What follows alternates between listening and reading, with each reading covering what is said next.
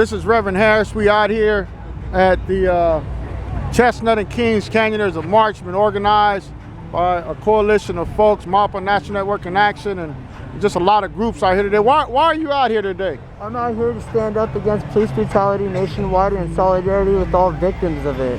Why do you think the police keep shooting people of color more than anyone else? Because they're racist and they're fascists, and all they want is control, and they're in the pockets of the corporations which run this country. Wow, so you came out today to really support and send a message across the country about Mississippi, Fresno, as well as all of the shootings and the victims of the families here. Of course, I'm here for everybody, every family, and I think it's sick that this is going on. I'm sick of the justice system not doing their jobs.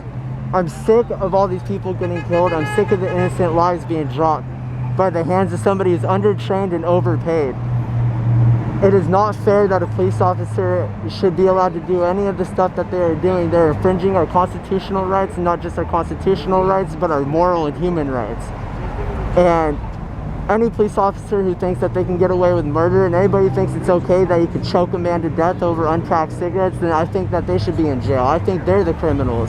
The only criminals I see being killed are activists, are people who aren't doing anything, who people are fighting the oppression that they're forced under in the United States of America. That's why I'm standing out here right now. I'm here for the people. Well, man, we'd like to thank you for coming out today. This is Rev.Harris. We're out here in Mississippi, Fresno. There's a march getting ready to take place. Hundreds of people are coming out. Folks are honking horns all over the street. We have people taking the four corners. Sister, can I interview you here real quick? Why are you here today? I don't talk. Okay. So, can you tell us why you're here today? We are here to call out the Justice Department on their brutality issues that are ongoing between the communities. And also another reason is to just make a presence out here so people could understand that there's an issue going on at hand, and it needs to be dealt with. So this is a community problem that needs a community solution, basically. Yes, definitely. It's for the future of our children also. I mean, the society we live in today, we're seeing innocent family members being shot down, fathers, mothers, sons, daughters. And it would be sad in the future for my son to be shot down. But why are people being shot unarmed with no weapon? I mean, that's a no-brainer, right? I believe it's a lack of training in the department. I believe they have an issue there. There's files that are available to the community if you do extensive research. You can see that they rushed through their training in the last 3 years because of money issues.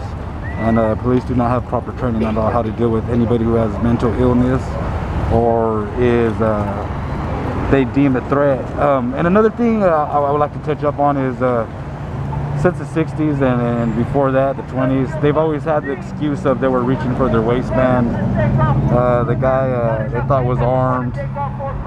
And you can only cry wolf so many times before people go, it's bullshit. Right. They say we shot this guy down because he was reaching for his waistband, which we all know was not valid information because there could be 5 protesters there, 5 witnesses, who say the complete opposite of what the officers are saying. Right.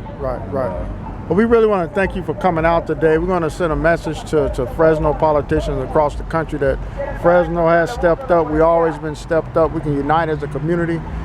Black, brown, yellow, no matter what nationality you are, we're here to stay. That's right. We're on the West Coast, and we're going to do what we got to do today to bring hope to a community, to let those families know that their family loved ones will not go in vain. I just want to thank you for showing up today, brother. You're a true soldier. No doubt. Appreciate that. All right. The people united will never be divided. That's what I like. People united, never be divided. Brother Charles, you out here out here. Why are you out here today, brother? I seen you running across the street. Cars are stopping. What's going on? You know, every time I see you, Rev.Harris, you're always bringing out the truth and spreading the word of injustice across the world. Yes, sir. And because you are so obedient in making sure that it be understood who you represent, the little man. And if there's anyone out there that's listening to me right now, the only civil rights organization in Fresno that's about doing something in action is Rev.Harris organization. If you haven't heard about him, Dan, you ought to get involved because he's doing some wonderful things all over the world. I thank God that he came into my life because on International Human Rights Day, he invited me to speak before his church and his congregation. He's the only one that I can say that I was able to call on because I have felt this injustice that has been done to me. I understand when there's severe abuse that's been done to a man. I understand what it means to feel like you're being superior and everything that you're trying to do right is being suppressed. Only because those who have authority can do this. Well, we want to let it be known to the world that Reverend Harris has come to my rescue. He stood up. If you want to know more what I'm talking about, follow him and follow what he's doing. But it's not about right here making it locally known on a national, waking up the people about this discrimination and this retaliation against the black man. And Reverend Harris stood up and said, no more, enough and enough. He came to my rescue. I have not seen my daughter for 14 years, going on 15, only because the government that I was involved with, which happened to be Finland, and he has made it, expanded and brought it to Finland right now, no more, and that he's stretching out for Michael Brown and all of the black men that have been killed. May the Almighty God bless their souls, their spirit, that the movement is keep going and it keep growing. And I'm the president of the Emilia Free Foundation, and Emilia will be free. And Reverend Harris, he is one of the warriors that said enough is enough. I don't care if it's in Finland or if it's in Fresno, it's in wherever that we're coming to let it be known to the world that the black man will never be a slave again, and no child a slave. Thank you, Reverend. Thank you, sir. Thank you, sir.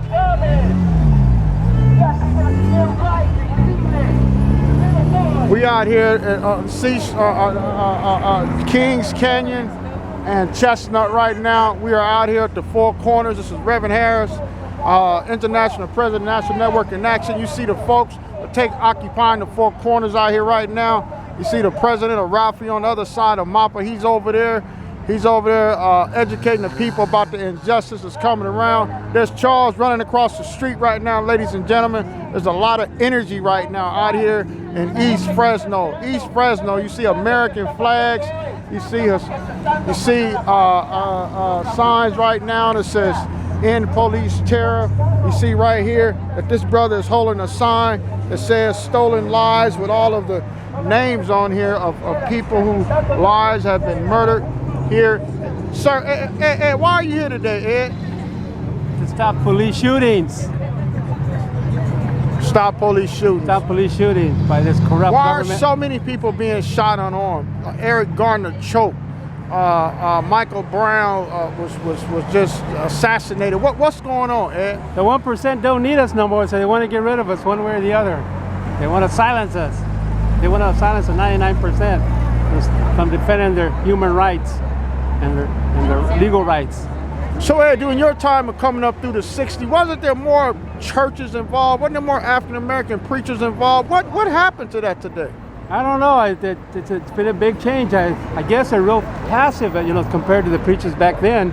And I'm not sure exactly why. Maybe because they're getting some kind of monetary support that they don't want to do anything about it. It's an interesting thing you brought up about that during that period. It was people like Stokely Carmichael and John Lewis who were SNF that actually were the revolutionaries during that period. The older people like Martin Luther King and some of the older people, they wanted to take it kind of slow. They didn't want any kind of violence to occurring. So they were quieted down. I don't think they would have let the violence. You would have been able to get more of your rights.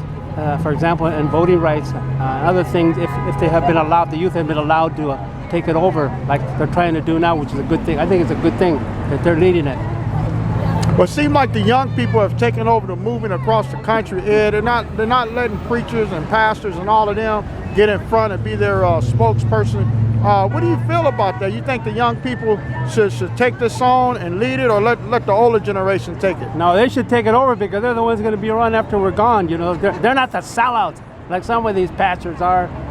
They're not sellouts and not wanting to do anything. You don't want to sit back and take it easy and not confront the system.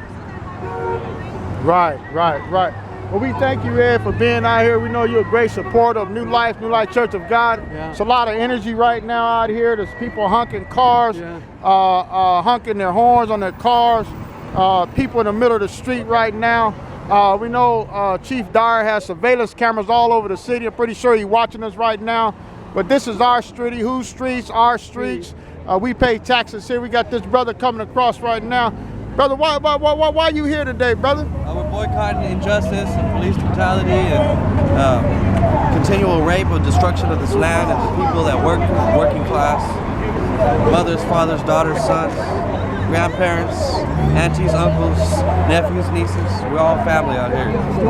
Blood or not blood, we're all related. All of our struggles. We want to end to the robbing of our wages, of theft, of our working class people. We want to end the deportations. This is stolen land. And we got Eric Garner, we need justice for Eric Garner, Mike Brown, Andy Lopez, Oscar Grant, you name it. Tamir Rice, a little 12-year-old boy with a toy gun in the playground get killed. What is that? Is that justice? I wouldn't say it's justice. Would you say it's justice? No, sir. No, sir at all. No, sir at all. We're going to go over here and get another interview. Sister, why are you here today? You was in West Fresno last week, marching with us. Your sign says, "Stop Killer Cop." You from Oaktown, where Oscar Grant was murdered in the subway station. And I just like your spirit, sister. Can you tell me, coming from the Bay Area to here, is this something that you was expecting or not expecting from your perspective? You have a little daughter that's right here. We got cars honking right now. It's a lot of energy right now. So what from your perspective, what is going on right now? I think that it's just like it's really a police state, you know, in our whole country, you know, from California to New York, and it really needs to stop. You know, police are supposed to protect and serve everyone, you know, brown people, people of color, black people, everybody. And I think that the police, they do need to take accountability for their actions. I think that's very, very important. And then maybe you know, our communities can start trusting them. But for now, we just don't trust them because they're scary. You know, they're scary. They're not trusting. So the excuse that I'm always hearing is, I felt threatened for my life, but there's no gun, no weapon, no anything. What is your perspective of that when law enforcement get all this money, all this training? Fresno Police Department get 80% of the city budget. They have all these cameras up everywhere, all over the city, even watching us right now from cyberspace. What is going on right now that we can use an excuse, I felt threatened, but you and I can't even run a stop sign and don't get manslaughter? Exactly. Why is it that cops can shoot and murder, kill and lynch and get away with it? I mean, the powers that be. You know, the powers that be aren't on our side. You know, so when you see a person of color, you know, automatically they feel threatened. And I don't know where that mind frame comes from, but it definitely needs to change. So I don't know if they need to take some kind of racial sensitivity courses, you know, be around more people of color, take some, I don't know, some kind of classes or something. Right. Something needs to happen. Right. Because I feel threatened. Right. You know, I have a child, so I feel threatened with an armed person who can shoot me and kill me and get away with it. I feel threatened. I feel very threatened. And we have a right to bear arms. So, you know, with that being said, you know, if I'm just running a stop sign, like, how do you feel threatened from that? I mean, if anything, it should be a citation or a ticket. Why would you kill me?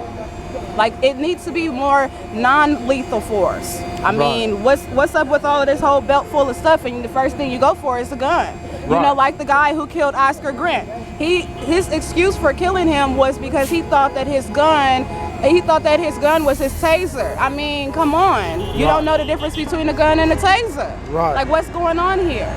Something needs to happen. I mean, I don't know if they need college education. Something needs to happen because I'm sick of it. I'm sick of mothers burying their sons. I'm sick of, you know, seeing the tears and everybody's a hashtag. You know, it can happen to anybody. Right. Women, pregnant women, kids, anybody. Right. And I'm here for accountability. Well, thank you, sister, for coming from Oaktown down here. We just thank you. Power to the people.